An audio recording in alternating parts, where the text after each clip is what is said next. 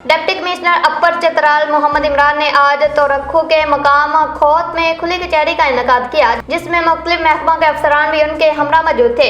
अपर चतराल से fast news 96 के bureau chief Shabir Ahmad की रिपोर्ट के मुताबिक इस मौका पर अहले इलाका ने अपने मसाइल पेश किए, जिनमें 6 बड़े तरक्याती मनसूबों में सुस्त रफ्तारी और बेज़ाब्तगियों के हवाले से शिकायत शामिल थी। याद रहे कि इलाका मकीनों ने इन्हीं मसाइल के पेश नज़र खुली कचहरी के इनेकाद का मुतालबा किया था। डिप्टी कमिश्नर मोहम्मद इरफान ने अवाम को यकीन दिलाया कि तमाम शिकायत का जायजा लेकर उनके हल के लिए फौरी इक़दाम किए जाएंगे। आखिर में मुकामी नुमाइंदों और अवाम ने डिप्टी कमिश्नर का शुक्रिया अदा किया कि उन्होंने अवामी आवाज़ सुनने के लिए खुद इलाके का दौरा किया और मसाइल के हल की यकीन दहानी कराई। अहलियाने खोत को उम्मीद है कि उनके दरीना मसाइल अब जल्द हल की सिमत बढ़ेंगे।